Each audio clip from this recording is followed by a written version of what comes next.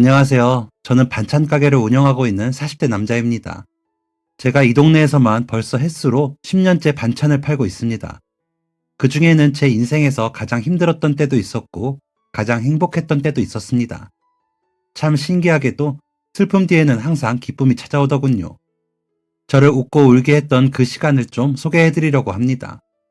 아내와 처음 만난 것은 대학생 때였습니다. 아내는 무용을 전공했던 학생이었고, 저는 요리를 전공했습니다. 같은 학교 다른 과였는데 과팅을 하면서 알게 되었어요. 저희 과에서 10명, 무용과에서 10명이 나왔습니다. 그때 저희 과대가 무용과랑 과팅 잡는다고 참 애썼습니다. 거의 한 달을 기다렸다가 과팅이 성사되었을 정도로 저희 학교 무용과는 같은 학교는 물론 다른 학교에서까지 인기가 엄청났습니다. 다들 한껏 긴장하고 소개팅 장소인 치킨집에 모였습니다. 약속 시간보다 조금 더 일찍 모여서 먼저 들어가서 예쁘게 상에 포크도 놓고 술도 시켜놓고 있는데 무용과 학생 10명이 가게로 들어오더라고요. 소문처럼 다들 정말 미인이었습니다. 그런데 그렇게 예쁜 사람들 사이에서도 유독 더 빛이 나는 한 사람이 있었습니다. 혹시 연예인이 아닐까? 아니면 천사인가? 혹시 여신? 이라고 생각이 될 정도로 아름다운 여자였습니다. 과팅이 처음이었던 저희과 남자애들은 다들 엄청 긴장을 했습니다. 말도 버벅대고 물도 쏟고 아주 난리 부르스였죠. 그 난리통에도 제 시선은 한 곳만을 향해 있었습니다. 그런데요, 제가 술을 잘 못합니다. 아버지가 술을 한 잔도 못 하시거든요. 아버지를 닮아서 그런지 맥주 한 잔만 먹어도 얼굴이 빨개지더라고요. 그런데 그 20살 초반에는 제 주량을 잘 몰랐습니다. 그러니 겁도 없이 소주랑 맥주를 섞어서 벌컥벌컥 들이켰죠. 결과는 완전히 고주망태가 되었습니다. 안녕 애들아, 나는 조리과 김상철이야. 이 소리를 100번을 했답니다. 제가 완전히 분위기를 망쳐버린 거죠. 그리고는 제 눈에 들어왔던 그녀에게 느닷없이 삿대질을 하며 이렇게 외쳤다고 했습니다. 너 진짜 예쁘다. 나 너랑 결혼하고 싶어. 제 말에 다들 빵 터지면서 다행히 엉망이었던 분위기가 즐겁게 마무리되었다고 했습니다. 그 중에 안 즐거웠던 사람은 저뿐이었죠. 다음날 동기 집에서 눈을 떠서 전날의 만행을 듣는데 이불을 뻥뻥 발로 걷어찼습니다. 잘 보이지는 못할 망정, 멋진 모습을 보이지는 못할 망정, 그런 추태를 부렸다니 완전히 망했다고 생각했죠. 다시는 그녀를 못 보겠구나. 아니, 혹여나 본다고 해도 그녀가 도망쳐 버리겠구나 생각했습니다. 그런데 항상 슬픔 뒤에는 기쁨이 오잖아요. 저는 그녀와 곧 다시 만날 수 있었습니다. 제가 고등학교 동창 녀석과 같은 대학교에 진학을 했거든요. 하지만 과는 완전히 달랐고요. 겹치는 수업이 하나도 없었습니다. 그러니까 이 녀석이 우리의 우정이 흔들리면 안 된다면서 같은 동아리를 들자고 하더라고요. 그러면서 자신이 좋아하는 선배가 있는 독서 동아리에 덜컥 저를 데려가 버렸습니다. 독서는 무슨 독서? 했는데 동아리실 딱 들어가니까 동아리실 한쪽에서 빛이 쏟아지더라고요. 눈이 부실 지경이었습니다. 제가 빛을 잘못 본 건가? 몇 번이나 눈을 비볐습니다. 제가 잘못 본 게 아니었습니다. 동아리실에 제가 한눈에 반한 그녀가 있는 겁니다. 저는 순식간에 독서를 안 하면 입에 가시가 돋는 문학 청년으로 변신해서 동아리 면접을 받고 그렇게 동아리 활동을 시작하게 되었습니다. 아름다운 그녀는 책 읽을 때 더욱 아름다웠습니다. 늘어진 긴 생머리를 귀 뒤로 넘길 때는 동아리 남자들의 심장 소리가 동아리 방에 가득 울리는 듯 했습니다. 네, 그랬습니다. 동아리 19명은 그녀를 짝사랑하고 있었습니다. 그녀는 이런 남정네들의 마음을 아는지 모르는지 혹여라도 남자친구 얘기가 나오면 저는 아직 연애 생각은 없어요 라고 했습니다. 그 말에 눈물 흘린 남자가 여럿이더랬죠. 성격 급한 몇 명은 고백했다가 차여서 동아리를 탈퇴하기도 했었고요. 저는 기다렸습니다. 그녀가 연애 생각을 가질 때까지, 그리고 저를 쳐다봐 줄 때까지요. 저는 계속해서 그녀 곁을 맴돌았습니다. 부담스럽지 않게 친구의 선을 딱 지켜서 말이죠. 그러니 그녀도 다른 남자들보다 덜 부담스러운 저를 곁에 두었습니다. 어느새 그녀의 가장 친한 남자인 친구가 되어 있었죠. 저는 그녀가 힘든 일이 있을 때는 위로를 해주고 기쁜 일이 있을 때는 함께 웃어주었습니다. 그렇게 2학년까지 내내 그녀와 붙어 지내다가 군대에 갔습니다. 생김새와 다르게 터프한 매력이 있던 그녀는 의외로 제가 군대에 갈 때 눈물을 보였습니다. 김상철, 너 가서 사고 치지 말고 까불지 말고 조심히 다녀와라. 힘들어도 울지는 않는 애였는데 왜 저렇게 우나 이상하다 생각하고 말았습니다. 저도 점점 그녀의 곁에 있을수록 친구의 자리가 만족스러웠거든요. 혹시나 고백했다가 친구로라도 못 지낼까봐 두렵기도 했고요. 그런데 그녀가 그렇게 우는 데에는 이유가 있었습니다. 저도 그 이유를 군대 제대하고 나서야 알게 되었습니다. 군대 다녀와서 그녀랑 개강 전에 술 한잔 하기로 약속하고 만났는데 얘가 갑자기 이상한 말을 하더라고요. 나 연애할 마음이 생겼어. 갑자기? 갑자기는 아니고 좀 됐어. 그래? 왜? 좋아하는 사람 생겼거든. 정말 심장이 발바닥까지 내려가는 기분이었습니다. 내가 뭘 잘못 들었거나 얘가 뭘 잘못 먹었거나 그 둘 중 하나라고 생각했습니다. 그렇지 않고서야 남자를 돌보듯 보는 그녀가 좋아하는 사람이 생길 리 없다고 생각했으니까요. 저는 글라스 잔에 채워져 있던 맥주를 벌컥벌컥 들이켰습니다.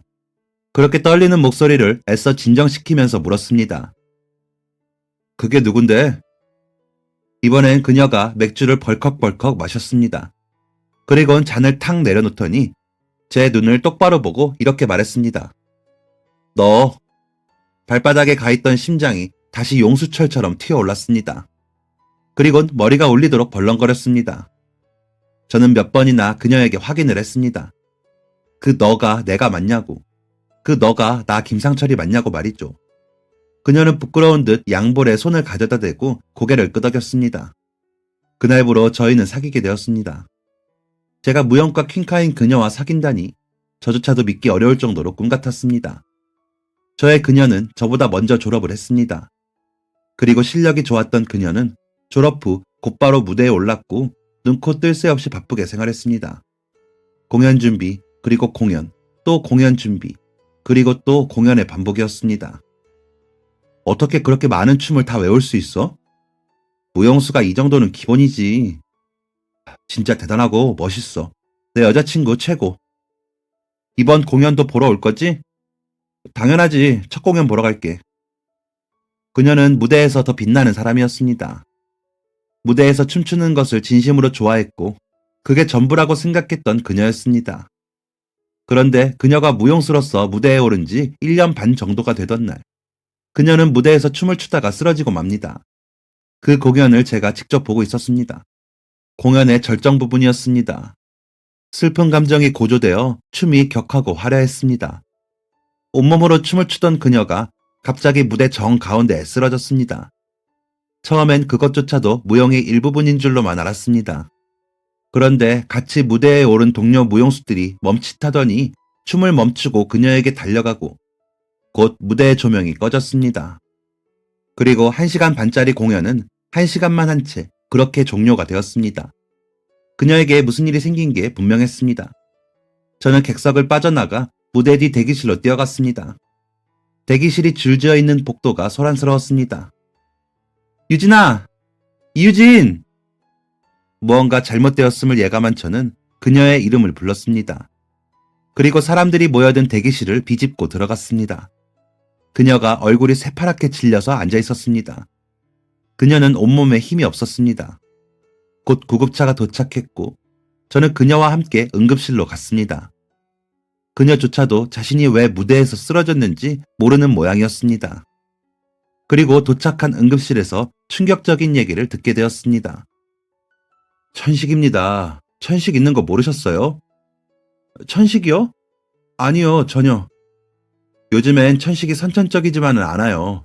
젊다고 안심할 것도 아니고요. 우선 약 처방해 드릴 테니까 3일 푹 쉬시고 오세요. 그녀는 믿기지 않는 듯 했습니다. 그녀를 집에 데려다주고 열심히 찾아봤습니다. 천식이 자세히 뭔지 말이죠.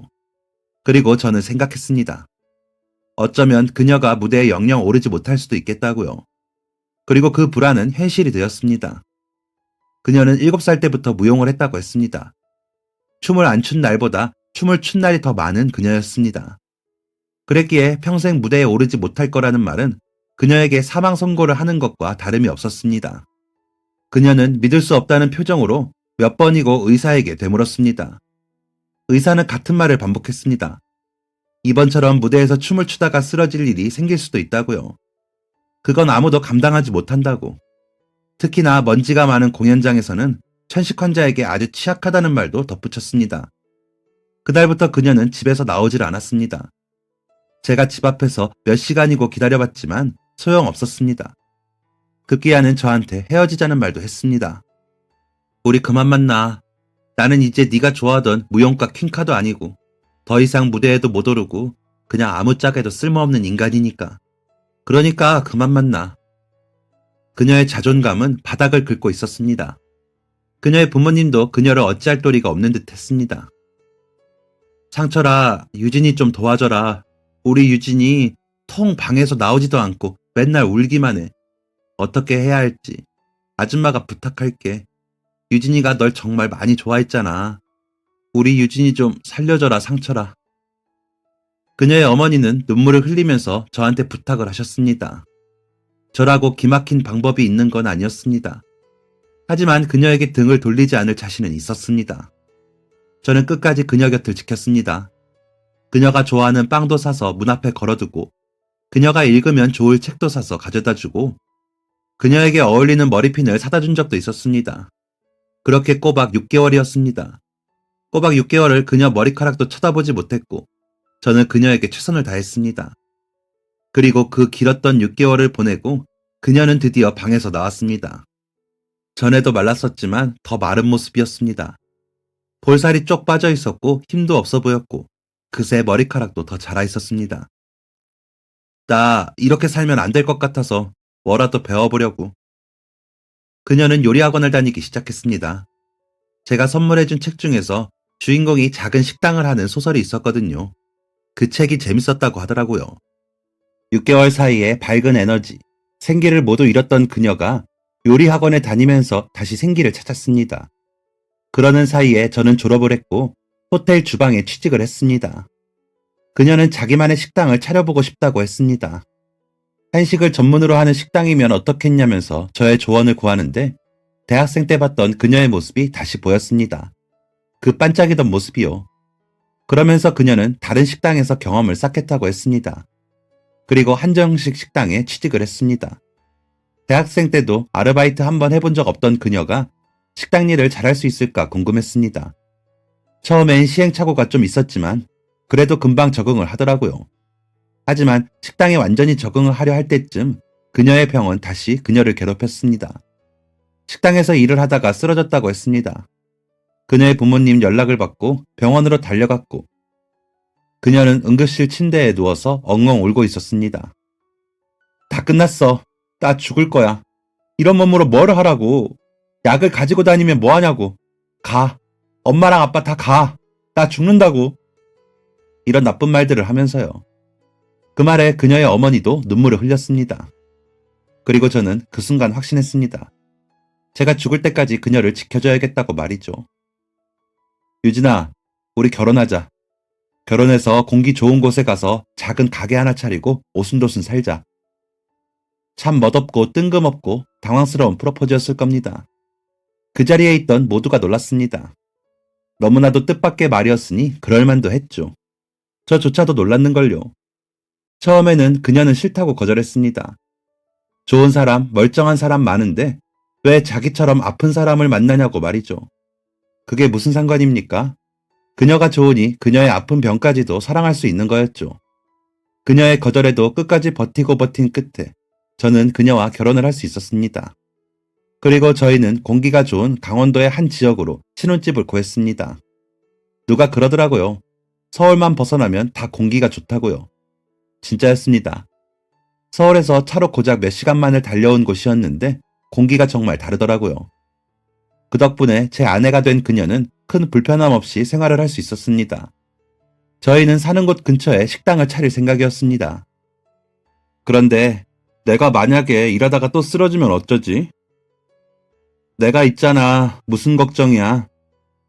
그래도 식당 주인이 아프다는 소문 돌면 손님이 안 오지 않을까? 에이, 그런 게 어딨어. 아니야. 아무래도 식당은 안 될 것 같아. 그럼 어떻게 하고 싶은데? 우리 이미 식당 자리도 알아봤고 다음 주에 계약금 내러 가잖아. 우리 식당 말고 반찬 가게는 어때? 반찬 가게? 응, 직접 손님 마주칠 일도 계산할 때 말고는 없고, 저녁밥 먹기 전엔 오후 4, 5시까지 하면 어떨까? 그럼 부담도 없을 것 같고, 아무래도 홀에서 서빙하면서 왔다 갔다 움직이면 부담이 클 것 같아서. 어때? 괜찮아? 그래. 당신이 좋다면 난 뭐든 좋아. 그렇게 저희는 알아봤던 식당 자리를 계약하지 않고 그를 대신해서 좀 더 작은 가게를 찾았습니다. 홀은 적당히 작고 주방은 널찍한 곳으로 말이죠. 저희는 적당한 위치에 있는 적당한 가격의 매물을 찾아냈습니다. 그리고 어느 정도 인테리어를 마치고 또다시 2달에 걸쳐서 아내와 함께 셀프 인테리어를 했고 저희만의 반찬 가게를 차리게 되었습니다. 저희는 매일 아침 5시에 가게에 나갔습니다. 아내에게 저 혼자 준비하고 있을 테니 늦게 나오라고 해도 말을 안 듣더라고요. 집에 혼자 있기 싫다는 핑계를 대면서요. 아내를 고생시키자고 시작한 일이 아니었는데 상황이 그렇게 되다 보니 같이 협동해야겠더라고요. 저도 제 가게 운영이 처음이라 미숙한 부분이 많았고 타지 생활도 적응해야 했고 돈도 벌어야 했으니까요. 저와 아내는 정말 착실하게 가게를 운영했습니다. 주변에 반찬 가게가 없어서 아마 잘 될 거라는 부동산 사장님의 말씀과는 다르게 시작은 지지부진했습니다. 흔히들 말하는 오픈바를 경험하지도 못했습니다. 하지만 버티는 사람이 이길 거라는 생각을 가지고 성실하게 임했습니다. 저와 아내는 동네의 연령층을 고려해서 아이도 어르신들도 부담 없이 드실 수 있는 반찬을 만들었습니다.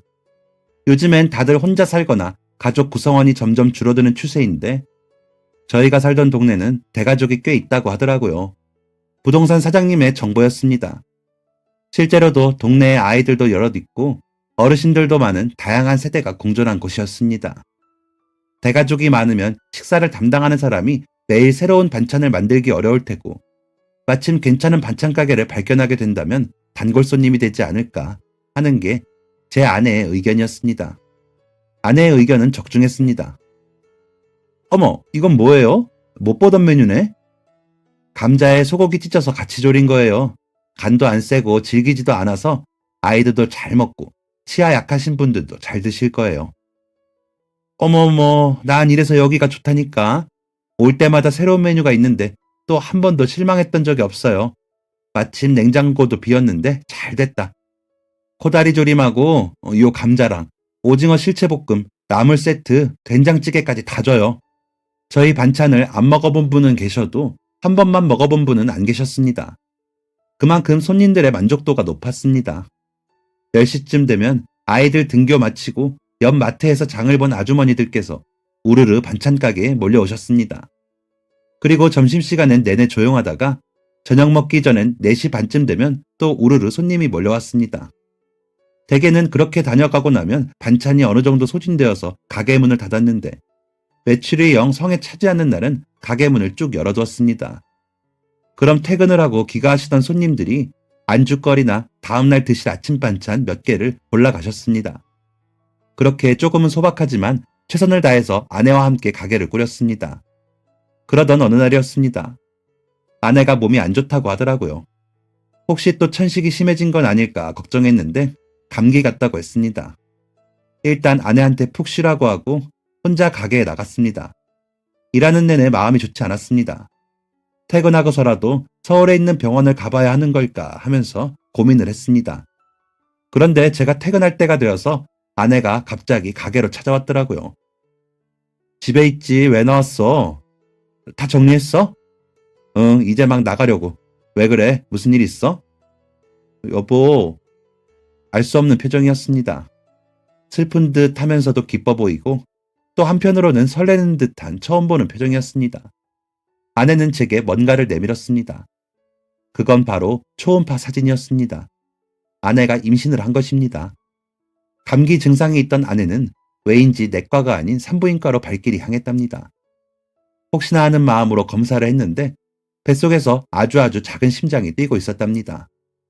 아내의 말투는 들뜬 듯 했지만 조금 떨리는 목소리에서 긴장했다는 걸 알 수 있었습니다. 어떻게 우리 잘 키울 수 있을까? 당연하지. 우리 잘 키우자. 잘할 수 있어, 우리는. 그날부로 우리는 부모가 되었습니다. 아내는 혹여나 천식이 임신에 영향을 끼치지 않을까, 아이에게 영향을 끼치지 않을까 걱정했지만 우려와 다르게 아이는 아주 건강하게 태어났습니다. 아내를 닮아서 다리가 아주 길쭉하고 머리숱도 많은 아들이었습니다. 아는 사람 하나 없는 타지에서 그 애 키워보겠다고 둘이서 아주 울고 웃고 난리도 아니었습니다. 어쩔 때는 그 어린애를 데리고 가게에 나가서 일을 했던 적도 있었습니다. 그럼 저희 가게를 많이 방문해주신 단골 손님들이 번갈아가며 저희 아들을 예뻐해 주셨죠. 아이고 세상에, 남의 애는 빨리 큰다더니 벌써 이렇게 컸어? 그쵸? 벌써 6개월이래요. 애가 엄마 닮아서 머리가 새까매. 너무 예뻐요.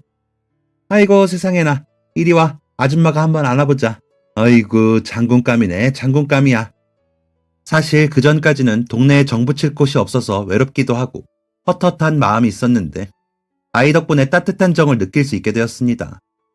손님들께서 반찬 구매와 상관없이 가게에 들러서 인사 한번 해주시고 저희 애 한번 안아주시고 하는 게 너무 감사했습니다. 저뿐만 아니라 아내도 이런 동네 사람들의 따스한 마음에 크게 감동을 했습니다. 어느 날은 아내가 이런 말을 했습니다. 아이를 낳고 나니까 세상이 다르게 보여. 훨씬 행복하고 훨씬 의미 있고 훨씬 따뜻한 삶이야. 저도 그 말에 100번 동의를 했습니다. 그렇게 저는 점점 동네에 정을 붙여가고 있었습니다. 동네에는 다양한 사람이 있었습니다. 저희는 그 다양한 사람들, 손님들을 위해 반찬을 만들었습니다. 가게 오픈했을 때부터 저희 가게를 방문해 주셨던 속셈학원 원장님은 매운 요리를 좋아하셨습니다. 그래서 저희는 매운 낙지볶음이나 청양고추를 듬뿍 썰어 넣은 매콤한 김치찌개를 만들었습니다. 퇴근길에 한 번씩 들러서 안주거리를 사가시는 가게 앞 2층에 사시는 분은 이제 나이가 50이 넘어 당이 떨어진다며 달달한 음식을 좋아하셨습니다.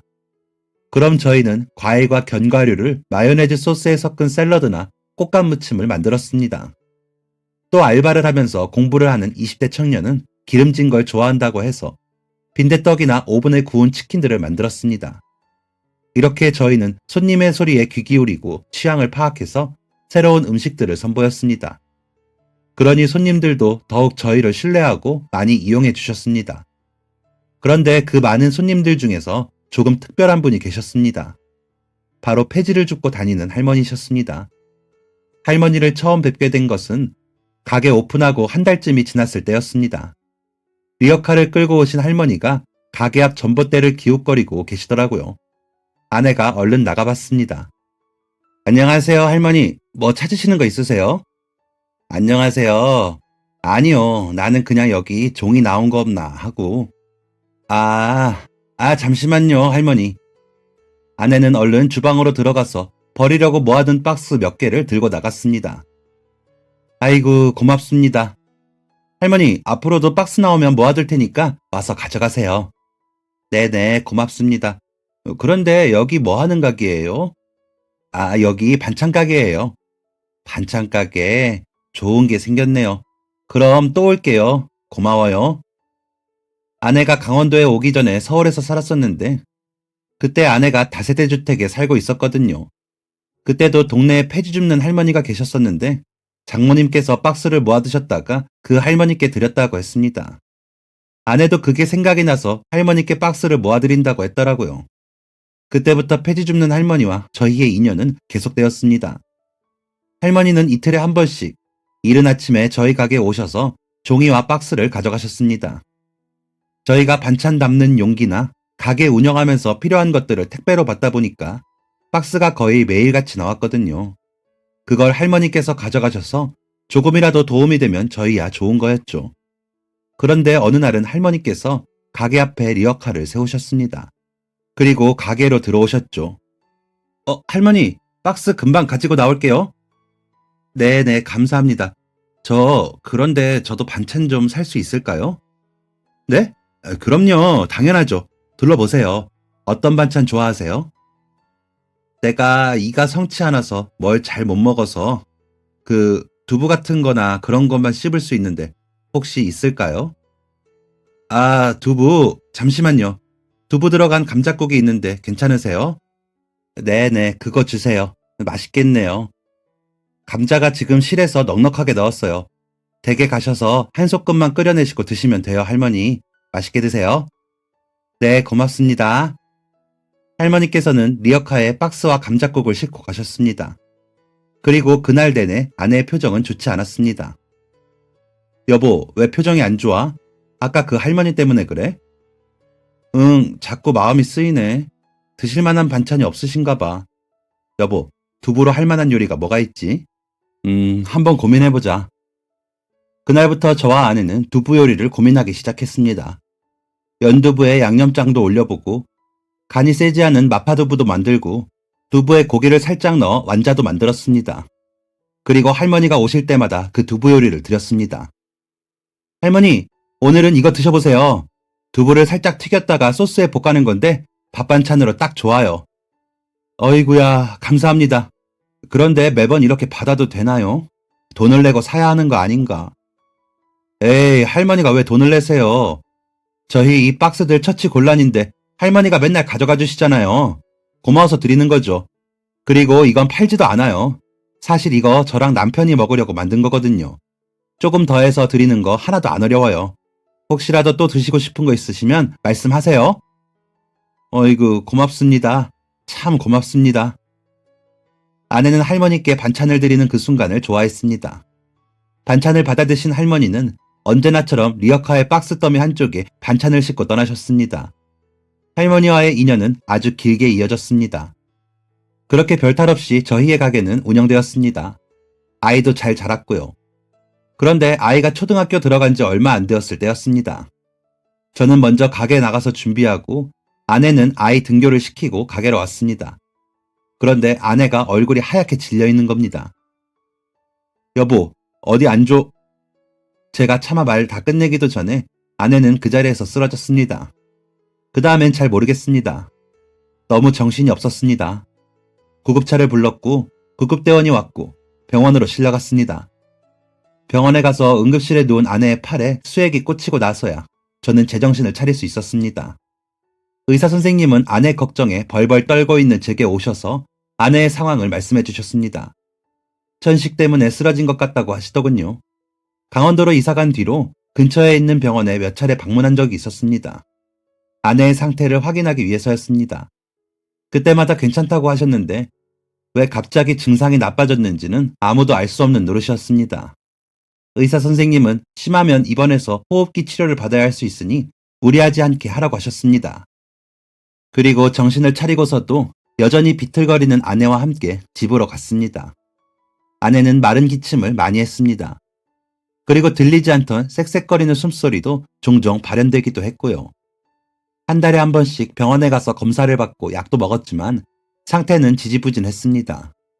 그리고 우려했던 일은 현실이 되었습니다. 아내는 결국 기관지 염증과 천식 때문에 입원을 하게 되었습니다. 집에서 병원까지 그리 가깝지는 않았습니다. 차를 타고 30분을 가야 하는 거리였습니다. 입원이 길어질 것 같아서 저는 선택을 해야만 했습니다. 가게 문을 닫고 아내 곁에 있을 것인지 아니면 가게를 운영하면서 왔다 갔다 해야 할지를요. 고민 끝에 저는 병원과 가게를 오가기로 했습니다. 아이도 돌봐야 했기 때문이었습니다. 그때 아이가 고작 9살이 되었을 때였거든요. 그래서 저는 이른 아침 일어나서 집에서 아이 아침을 차리면서 가게의 반찬 준비도 같이 하고 아이를 등교시킨 후 바로 가게에 나갔습니다. 오픈 준비를 서둘러 마치고 장사를 시작했습니다. 그러다 손님이 적은 점심시간이 되면 얼른 아내에게 갔습니다. 그리고 아내의 경과를 살펴보고 필요한 것들 챙겨주고 그렇게 한 30분 있다가 다시 가게로 돌아갔습니다. 다시 장사를 하다가 중간에 아이 학교를 도와주고 다시 가게에서 마감 때까지 있었습니다. 그러면서도 다음날 판매할 반찬들을 미리미리 만들어 두었습니다. 소스처럼 미리 해둘 수 있는 것들은 2, 3일 후의 것까지 미리 해두었습니다. 그래야 조금이라도 아내를 더 볼 수 있었으니까요. 아이는 저와 함께 가게에서 마감 때까지 있었습니다. 학원에 가는 날은 저녁밥만 가게에서 같이 먹고 바로 집에 갈 수 있었는데 학원에 안 가는 날은 학교 후 쭉 가게 한쪽 구석에서 시간을 보냈습니다. 아내도 저도 아이도 많이 힘든 시간들이었습니다. 그 힘든 시간들을 보내던 어느 날이었습니다. 폐지를 모으시는 할머니께서 오셨더라고요. 그동안 정신이 없어서 오셨는지 안 오셨는지도 신경을 못 쓰고 있어서 정말 오랜만에 뵙는 것이었습니다. 저는 모아두었던 폐지를 가지고 나갔습니다. 안녕하세요, 할머니. 네, 안녕하세요. 요즘엔 아침에 늦게 나오나 봐요. 매일 새벽같이 나오더니 요새 아침엔 통 불이 안 켜져 있길래. 그게 사정이 좀 있어서요. 애기 엄마는 안 보이네요. 어디 갔나? 그게 아내가 좀 아파요. 네? 어디 가요? 많이 안 좋아요? 아내가 천식이 좀 있어서요. 이번에 염증도 생겨서 호흡기 치료받으러 입원했어요. 치료가 오래 걸릴 것 같아서. 저는 가게를 지키고는 있지만 혼자 있을 아내가 걱정이네요. 참, 아내가 없어서 두부 요리는 못했고 물을 좀 졸였는데 이거 가져가세요. 왜 할머니께 그런 얘기를 털어놓았는지 모르겠습니다. 그때 제가 많이 힘들었나 봐요. 어디든 말할 것이 필요했나 봅니다. 할머니께서는 발걸음을 쉽게 떼지 못하셨습니다. 아내가 없는 가게를 슬픈 눈으로 한참 동안 바라보시더니 제게 꾸벅 인사를 하시고 다시 리어카를 끄셨습니다. 그로부터 나흘이 지난 어느 날이었습니다. 평소처럼 아이 등교 도와주고 가게 와서 부랴부랴 오픈 준비를 마쳤습니다. 한숨 돌리려고 하는데 동네 아주머니들 5분이 우르르 들어오셨습니다. 평소 자주 오시던 단골분들이셨습니다. 어서 오세요. 어쩐 일로 다들 일찍 오셨네요. 우리 사장님 헬스케졌네. 반찬가게 사장님이 이렇게 말라서야 손님들이 반찬 사러 오겠어요. 팍팍 먹고 기운 내야죠. 으쌰으쌰. 네? 다 이렇게 돕고 사는 거예요. 네? 아주머니들은 알 수 없는 말들을 하시고는 반찬 쇼핑을 시작하셨습니다. 보통 당일에 드실 반찬들 2가지만 사가시는데 이번엔 그 2배로 사가시더라고요. 내일도 먹고 밤에 남편분 퇴근하시면 술안주로도 내드린다며 좋아하셨습니다. 평소답지 않은 아주머니들의 모습이 뭔가 이상해서 고개를 갸웃거리며 포장을 해드렸습니다. 아주머니들이 다녀가신 뒤로 이른 시간부터 손님이 많았습니다. 처음 뵙는 손님도 몇 분 계셨고 원래 오후나 늦게 오시던 손님들도 아침부터 나오셨더라고요. 이게 대체 무슨 일인가? 참 희한한 날이다 하고 말았습니다. 그런데 그 다음 날도 또 그 다음 날도 오전부터 손님이 많더라고요. 저는 오전에 또 아주머니들 무리를 데리고 오신 단골 아주머니께 여쭤봤습니다. 아주머니, 요즘 다들 무슨 일이 있는 건가요? 왜 이렇게 아침 일찍부터 반찬을 사러 오시죠? 뭐 별일이 있겠나? 우리 동네 사람들이 아침잠이 없어요. 그래서 그런가 보지. 예? 그래서 요즘 퇴근은 일찍 해요? 네. 어제도 2시에 끝났어요. 아침부터 반찬을 다 사가시니까 오후에 팔 게 없더라고요. 반찬 양이 적은 걸까요? 반찬을 더 많이 만들어야 하나 고민이에요. 아니 왜? 일찍 퇴근하면 좋지. 일찍 퇴근하고 좀 쉬어요. 할 것도 많잖아. 그러니까 반찬 그만 만들고 가서 할 거 해요. 알겠죠? 네. 대체 뭔지 감도 잡히지 않았습니다. 하지만 그 덕에 저는 일찍 퇴근을 해서 아이 하교를 하고 바로 아내를 보러 갈 수 있었습니다. 저녁까지 문이 열려있던 반찬 가게는 점심시간을 넘기고서는 반찬이 모두 동이 나서 문을 닫기 바빴습니다. 그런 날이 한 달이 넘게 이어졌습니다. 이건 진짜 이상하잖아요. 손님들이 대체 무슨 생각이신 건지 알아야 했습니다. 하지만 단골 아주머니들이 통 말을 안 해주시니 알 길이 없었습니다. 그러던 어느 날 저는 그 비밀을 알게 되었습니다. 주말 오전이었습니다. 그날도 아침부터 손님이 많았죠. 그 중에는 항상 퇴근하고 저희 가게를 찾아주시던 가게 맞은편 건물 2층에 사시는 아저씨도 계셨습니다. 그 집 아주머니께서도 저희 단골분이셔서 저희 반찬을 많이 사가셨지만 근래에 항상 이렇게 문을 닫아서 아저씨는 정말 오랜만에 뵙던 거였습니다. 엄청 오랜만에 오셨네요. 며칠 전에 사모님께서는 다녀가셨었는데. 오늘 사라다 있죠? 내가 요즘 그걸 못 먹었어. 꿈자리에까지 사라다가 나왔다니까. 많이 만들어졌어요. 저쪽에 있어요. 우리 집사람이 맨날 반찬 사러 늦게 나와서 매번 사라다를 못 샀다고 하더라고. 아닌데. 며칠 전에도 점심시간에 오셨었는데요. 그러니까 다른 사람들은 아침 대바람부터 오잖아요. 그러니까요. 요즘 엄청 일찍들 오시죠. 덕분에 점심시간만 넘기면 퇴근한다니까요. 아유, 하셔야지. 일찍 퇴근하셔야지. 병원도 가봐야 하실 텐데. 네? 아이쿠, 내 정신 좀 봐. 집사람이 말하지 말라고 했는데. 그게 다들 알아요. 여기 사모님 입원한 거. 네? 그걸 어떻게? 우리 집사람한테 내가 말했다고 하면 안 돼요. 반찬 가게 사장님 불편할 거라고 다들 비밀 지키기로 했다더라고. 나는 우리 집사람이 말해줘서 알았는데 집사람은 마트 갔다가 옆집 사람한테 들었다더라고. 근데 또 그 옆집 사람은 여기 뒤에 빌라 동대표한테 들었다고 하는 거야. 그래서 우리 집사람이 막 물어보고 다녔대요. 이 소문이 진짠가 싶어서. 그런데 이 소문이 글쎄 경로당에서 퍼졌다더라고. 그 외에 여기 자주 왔다 갔다 하시는 폐지 주우시는 할머니 알죠? 그 할머니께서 그러셨다더라고. 동네에 착한 반찬 가게 애기 엄마가 아프다고. 그래서 거기 사장님이 마음을 많이 쓰고 있다고. 얼른 일 끝내야 애기 엄마한테 가봐야 하지 않겠냐면서. 그게 동네 아줌마들 귀에 들어간 거지. 그래서 반찬 빨리 팔아주고 사장님 퇴근하게 해주자고 한 거고. 동네 분들이 그런 생각을 하고 계신 줄은 정말 상상도 못했습니다. 이제야 퍼즐이 딱딱 맞춰졌습니다. 가끔 가다가 제게 힘내라고 하시는 분들, 이른 아침부터 가게에 오셨던 분들, 무리하게 반찬을 많이 사가셨던 분들이 왜 그러셨는지 그제야 알 수가 있었습니다. 저는 가게에 손님들이 그렇게 많은데 눈물이 줄줄 나왔습니다. 슬퍼서가 아니라 정말 행복해서 눈물이 났습니다. 이렇게 많은 분들이 저희를 생각해주고 계신다는 사실도 행복했고, 저와 함께 아내를 걱정해 주신다는 사실에 행복했고, 할머니의 진심 어린 마음에 행복했습니다. 저는 이 사실을 아내에게도 전해주었습니다. 아내는 어떻게 그럴 수가 있냐면서 너무 감사하다면서 눈물을 흘렸습니다. 제가 동네 사람들의 마음을 알게 되었다고 한 뒤로는 동네 분들은 마음을 숨김없이 표현하셨습니다. 힘내라며 바카스를 사다 주시기도 하셨고, 아이랑 같은 초등학교 자녀를 둔 옆집 아이 아빠가 저희의 등교를 도와주기도 하셨고, 단골 아주머니 분들은 아내의 병문안을 가주기도 하셨습니다. 그 좋은 에너지를 받아서인지 아내의 상태는 점점 좋아졌고, 약을 먹어도 나아지지 않았던 염증도 금방 깨끗하게 나았습니다. 그리고 2달간의 긴 병원 생활을 마치고 퇴원을 할 수 있었습니다. 저희는 동네 분들에게 감사한 마음을 담아서 일주일 동안 반찬을 아주 싸게 팔았습니다. 남는 것도 없이 아주 싸게요. 하지만 동네 분들이 나눠주신 마음에 비하면 그건 아무것도 아니었습니다. 동네 사람들은 아내가 다시 돌아와서 기쁘다며 앞으로도 힘든 일 있으면 언제든지 말하라고 해주셨습니다. 그리고 아내가 가장 보고 싶어 하던 아내의 소식을 동네 분들께 전해주셨던 할머니도 만날 수 있었습니다.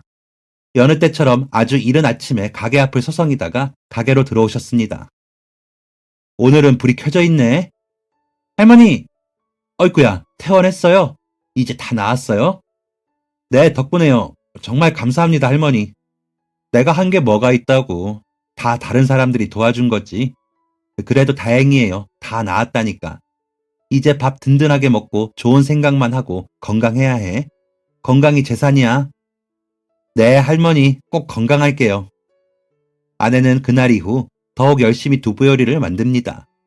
그리고 가끔 죽도 만들고 부드러운 빵도 만듭니다. 오직 할머니만을 위해서 말이죠. 이 감사한 마음 평생 보답하고 살 거라고 하더군요. 할머니 덕분에 저희는 동네 분들의 많은 관심과 배려를 느낄 수 있었고, 아내가 빠르게 회복을 할 수 있었습니다. 지금 아내의 건강은 무척 좋습니다. 계속 서울에 살았으면 어쩔 뻔했냐고 하더군요. 그럼 이렇게 좋은 사람들도 못 만났을 거라면서요. 그리고 저희 가게는 아내가 회복하고 돌아온 후에 더 잘 되고 있습니다. 반찬 가지수도 늘리고 양도 훨씬 늘렸는데 매일 저녁 시간 전에 품절이 됩니다. 그럼 저와 아내는 더 의지가 활활 불타서 반찬 연구를 합니다. 저희 가게를 찾아주시는 모든 분들께서 저희 반찬을 맛있게 드셔주시고 드시는 그 식사 시간만큼은 행복만이 가득하길 바라면서 말이죠. 긴 이야기 들어주셔서 감사드립니다. 앞으로도 성실하게 일하며 주위 어른들 돕고 살겠습니다. 지금까지 사연 들어주셔서 감사합니다. 사연이 재밌으셨다면 구독과 좋아요를 눌러주세요. 감사합니다. 안녕히 계세요.